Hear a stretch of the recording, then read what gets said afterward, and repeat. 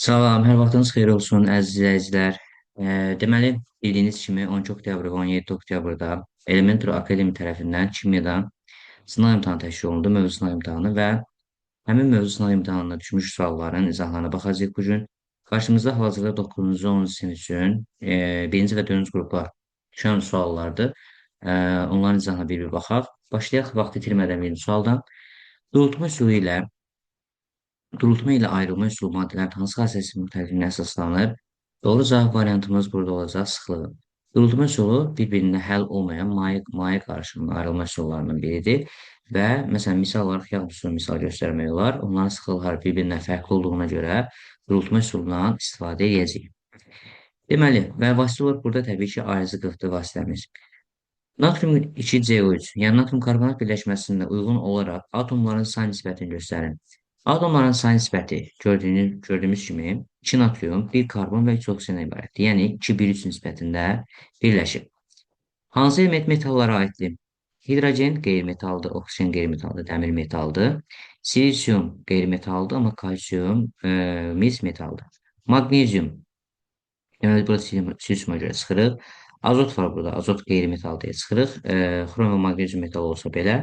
D variantında baxırıq. D variantında kükürt qeyri-metal buna çıxırıq. Cavab olur. Y variantı barium, beridium, manqan. Bunlar metallara aiddir. Daha sonra davam edək növbəti sualla. Bir saniyə. Aha. Deməli, növbəti sualımız dördüncü sualdır. Dördüncü sualda bizə nə deyir? Dördüncü sualda tərkibində azot və oksigen kütlə nisbəti deməli 7/12 olan azot oksidi müəyyən edin. Bu sualı necə həll edirik? Deməli, azot və oksigendən ibarət birləşmədir. Sadə nisbətlər qanununa əsaslanır. Bunların indeksləri məlum deyil və biz bunun formunu tapacağıq. Yəni, azot və oksigendən ibarət olan birləşmənin formulunu.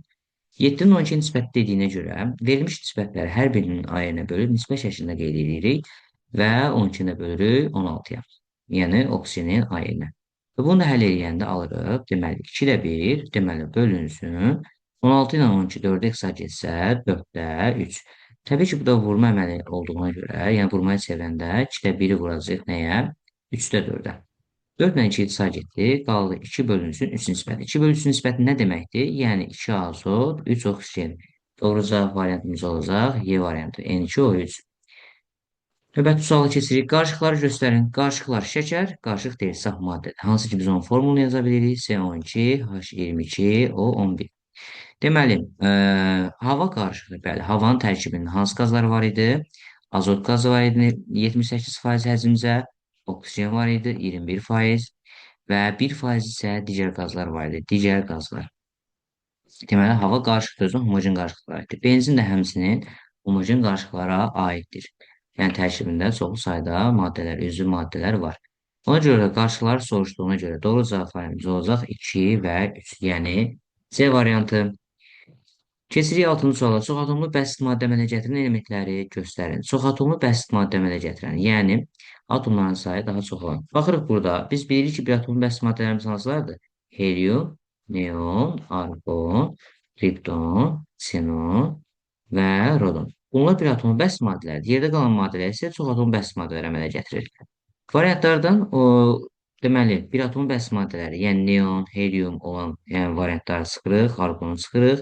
Deməli, doğru cavab variantımız olur D variantı. Məsələn, biz bilirik ki, kristallik kükürt S8 yazılır, fosfor isə, ak fosfor isə P4 yazılır. Daha sonra keçək növbəti sualımıza. Növbəti sualımız deməli, 7-ci sual Venn diaqramıdır. Venn diaqramında bizə nə deyib? Venn diaqramında X24 və Y25 elementləri üçün. Deməli, biz bunların elektron formulunu alsaq. 24-cü element bilirik ki, elektron uçurumu yarandığına görə elektron formulu 4s1, 3d5 ilə bitir. 25-ci element isə 4s2, 3d5 ilə bitir. Deməli, bunlarda uyğun ifadələrə baxaq. Metaldır. Bəli, D elementləri də əlavə yarım qrup elementləri də əlavə yarım qrup elementlərinin hamısı metaldır. Ona görə birinci ifadə deməli gəldi ortaq xüsusiyyət olaraq, yəni ikinciyə. Dördüncü dövrdə yerləşir. Dördüncü dövrdə yerləşən baxaq. Hər ikisi dördüncü dövrdə yerləşirmi? Bəli. Xaric təbəqəsi ikisində də 4-dür. Deməli, ikisi də dördüncü dövrdə yerləşəcək. Daha sonra 5 neçə elektronu var. 4s1 üstə 5-də xanalarını asıb göstərsək, S orbital bir xanadan ibarətdir bilirik. D orbitalını 5 xana çəksək, 1, 2, 3, 4, 5. Və hərəsində bir dənə tək elektron var. Pauli qaydasına əsasən, prinsipinə əsasən. Bunu düzdük. Burada ümumi oldu 6 tək elektronu. Amma 4s2 də cütdür. 4s2-ni saymasaq, 3d5-i saysaq, orada da həmçinin buradakı kimi 5 tək elektron olacaq. 5 tək elektronun var ifadəsi 25-ci elementə, yəni Y qayda olacaq. Yəni bunun 3-ü yazırıq bura. Daha sonra 12 P elektronu var. Əvvəldən asasa gəlsək 4 hissə qədər ümumiyyətlə bir 2 P6-mız var, bir də 3 P6-mız var. Düzdürmü? Sonra gəlir 4-ün hessi. Və ikisində də P6-lar olduğuna görə ikisində də 12 P elektronu var. O da ortaq xüsusiyyət olaraq gəldi. 1, 2, 4. Və nəhayət 5-ci 7 S elektronu var. Baxaq. Məsələn, 24-cü element açanda hansılar idi? S-lər 1S2, 2S2, bir də 3S2 və bir də 4S1. Toplayanda S-lərin sayı nə qədər elədi? 7 dənə. Amma burada 4S2 olduğuna görə 8 olacaq. 5-ci də gəldi birinci. Yəni 5-ci verilmiş variant ifadə gəlib birinciyə aid olur. Onca doğru cavab variantımız olur deməli A variantı. Yəni yerə 5, 2-yə 1, 2, 4 isə 3 uyğun gəldi. Keçirik növbəti sualımıza. Növbəti sualımız bəsit maddəni göstərin.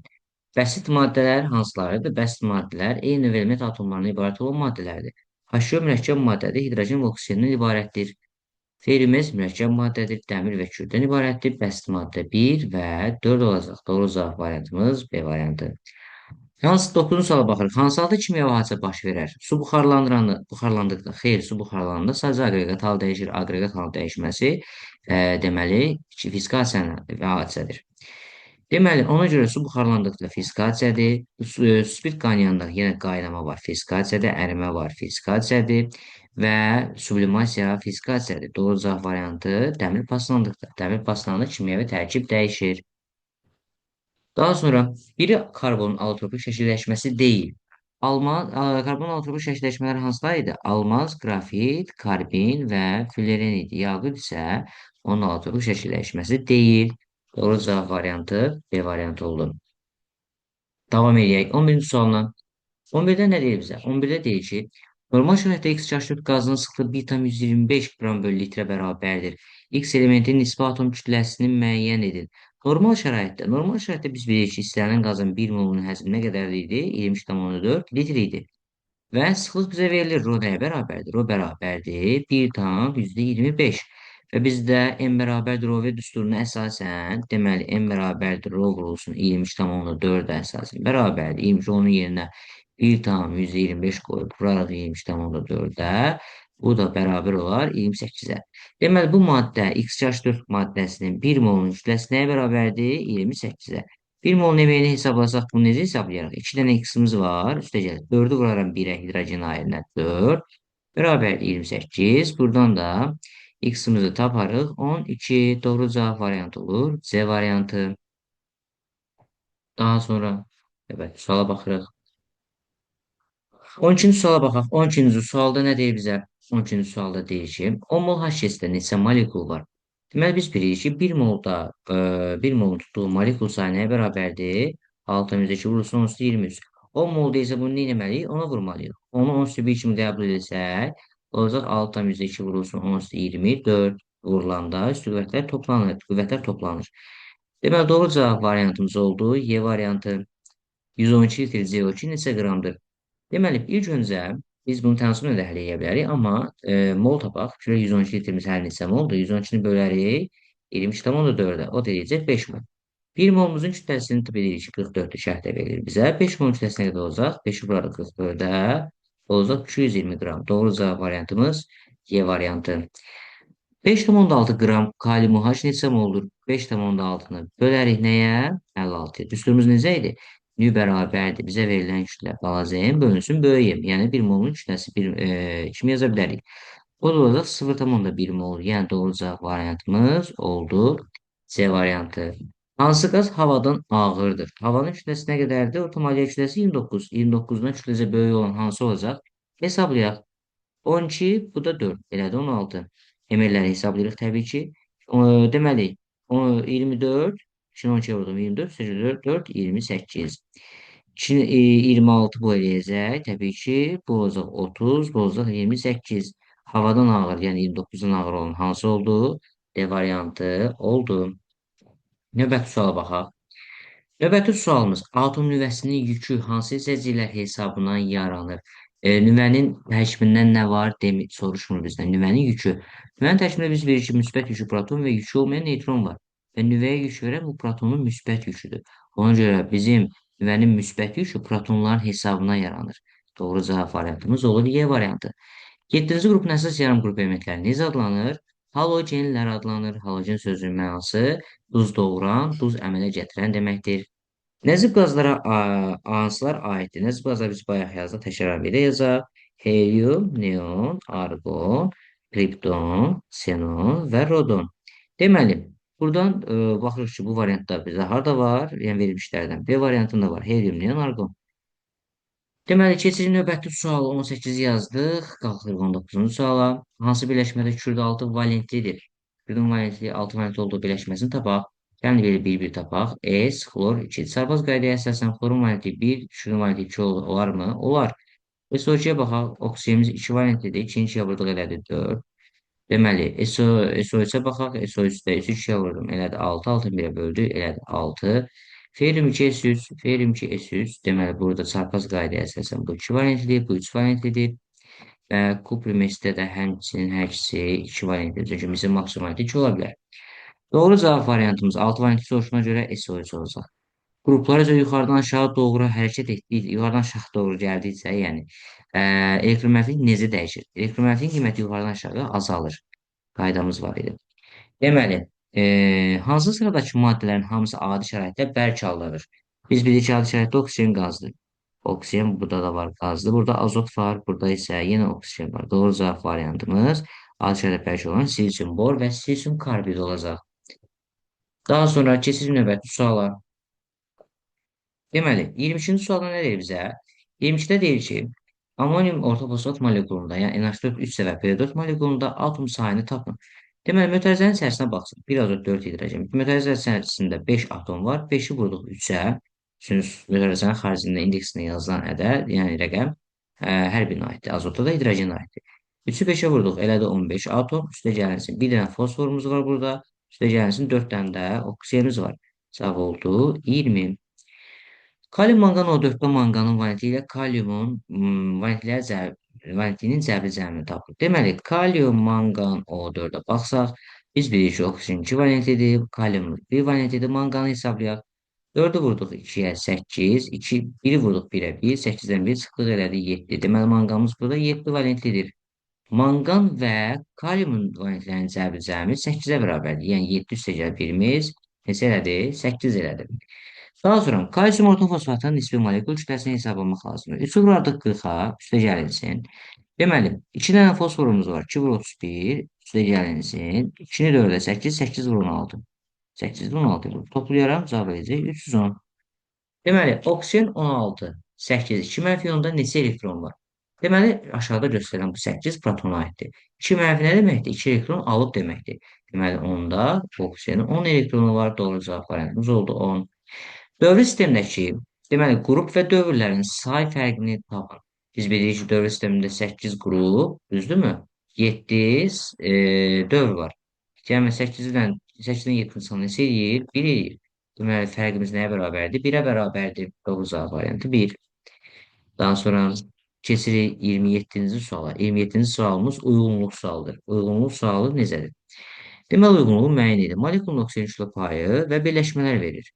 Bir tapaq. SO2-də deməli kütlə payını tapanda necə tapacağıq oksigen kütlə payını? Oksigen kütləsini, yəni 32-ni 2-nin 16-ya vuranda 32 edir. Bölürəm M-i 64-də, vururam 100-ə. Belədir 50%. Deməli, 50% bizdə nə var? Oksigen var. Bu 3-ə gəldi A. Daha sonra kalsium karbonatın emeri 100-dür. Bizə oksigen kütlə payı 316-ya vurdum. 48-i böldüm. Nəyə? 100-ə. Vurdum 100%. Yenə elədi 48%. 48-ə oldu B.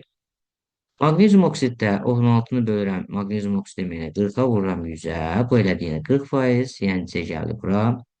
B variantına baxsaq 16-nı 18-ə böləndə təbii ki vursaq 100-ə. Bu hardasa 80%-dən yuxarı edir. Bir cavabımız yoxdur. Ona görə D heç birinə uyğun gəlmir. D-ni saymırıq. Və E variantına baxırıq. Oksigen 16-dır. CH3 OH deməli isə 32-dir. Bunu 100-ə vuranda edir 50%. 50% də aid oldu həmçinin Y. 1C, 2B, 3A, Y.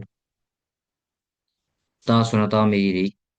28-ci sual, 28-30-cu tapşırıqlar. Deməli, birinci qrupda 9 və 10 sinifin birinci qrupunda deməli, cavab fərqində ətraflı həlli tələb olunan tapşırıqlardır.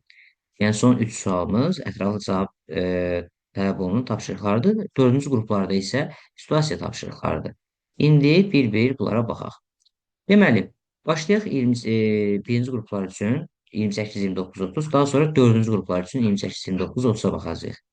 Deməli, 28-də baxırıq. 28-də nə deyir bizə? 28-də deyir 670 litr oksigen qazı normal şəraitdə neçə molekul saxlayır və neçə qramdır? Deməli, biz birinci mola çevirməliyik. 670 litrimiz normal şəraitdə neçə moldur? Bu deyəcək 0,3 mol. Və 1 molun nə qədər hissəsi tutulunu, molekul tutulunu bilirdik ki, 6,2 vurulsun 10 23. 0,2-nə vururam, 6,2 vurulsun 10 23-ə. O da bərabərdir. Deməli, eləcək 1,204 vurulsun 10 20, deməli 3. Bu şəkildə yadda saxlayacağıq.